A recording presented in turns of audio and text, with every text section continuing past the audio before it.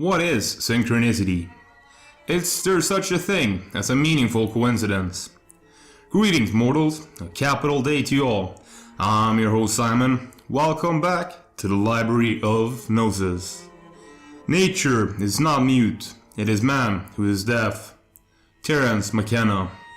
In today's broadcast, I will be discussing a very interesting topic, synchronicity. In the common view of the universe, nature is a random, unthinking process with nothing to convey. Yet, the signs of intelligence and intent within nature are apparent for all of those with eyes to see. One man who this was very apparent to was the Swiss psychiatrist Carl Gustav Jung, who coined the term synchronicity, which is a concept he first introduced in the 1920s.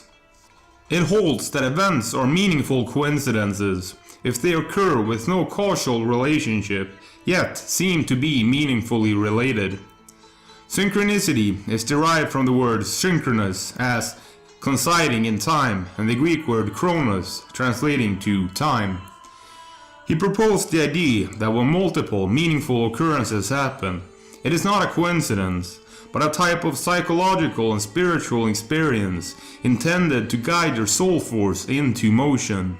Synchronicities are commonly attributed to luck, destiny, fortune, or some preordained balance of nature. That certain coincidences resonate with a transcendental truth. In his book Synchronicity, published in 1952, Jung tells the following story as an example of a synchronistic event. My example concerns a young woman patient who, in spite of efforts made on both sides, proved to be psychologically inaccessible. The difficulty lay in the fact that she always knew better about everything. Her excellent education had provided her with a weapon ideally suited to this purpose, namely a highly polished Cartesian rationalism with an impeccably quote-unquote geometrical idea of reality.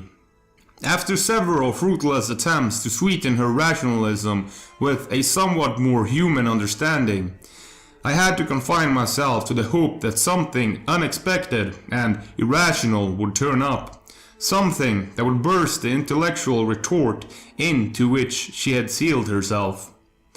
Well, I was sitting opposite her one day, with my back to the window, listening to her flow of rhetoric.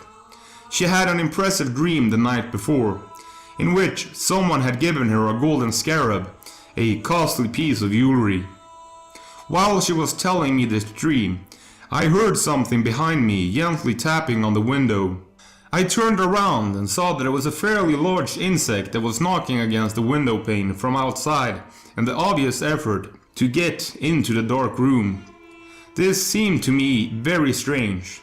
I opened the window immediately and caught the insect in the air as it flew in. It was a scarabæid beetle, or common rose chafer, whose golden-green color most nearly resembles that of a golden scarab. I handed the beetle to my patient with the words, "Here is your scarab." This experience punctured the desired hole in her rationalism and broke the ice of her intellectual resistance. The treatment could now be continued with satisfactory results. Synchronicities can be described as a connection between the inner and the outer world. Jung became convinced that everything in the universe is intimately connected. Synchronicities, Carl Jung thought were an expression of a deeper order, clues of a transcendental unity, what in Latin is called the Unus Mundus, the one world. The Unus Mundus is the unitary and unifying realm which underlies, pervades, and contains all dimensions of our experience, a kind of cosmic consciousness. Synchronicities do occur on a regular basis, like hearing of a new obscure band and then hearing about it everywhere. Whether or not this phenomenon is a clue of the supernatural or simply an unknown foundation of our universe remains for you to decide.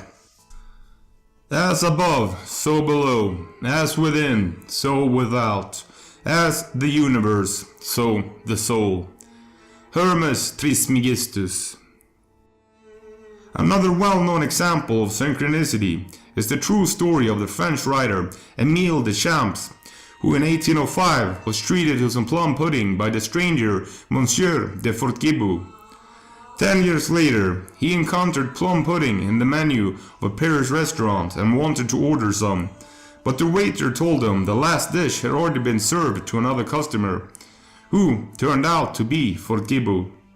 Many years later, in 1832, Émile Deschamps was at the dinner and was once again offered plum pudding. He recalled the earlier incident and told his friends that only de Fortgibou was missing to make the setting complete, and in the same instant, the now senile de Fortgibou entered the room. I can go on naming examples until day turns into night, but I believe that you will only accept something so radical by experiencing it yourself. Seeing is believing, as they say. Synchronicity is an ever-present reality for those who have eyes to see. Carl Jung. So, what do you say? Does nature speak to us? Have you ever experienced synchronicity? Leave it down in the comment section below. Thank you for listening. See you next time, mortal.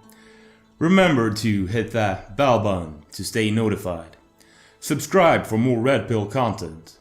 Do give it a like if you enjoyed it, and feel free to share it. If you want to support my work, you can find me on Patreon at Library of Gnosis.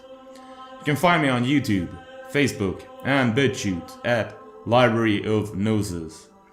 The audio versions of my broadcasts are available on Spotify as a podcast at Library of Gnosis. Music is produced by Coda.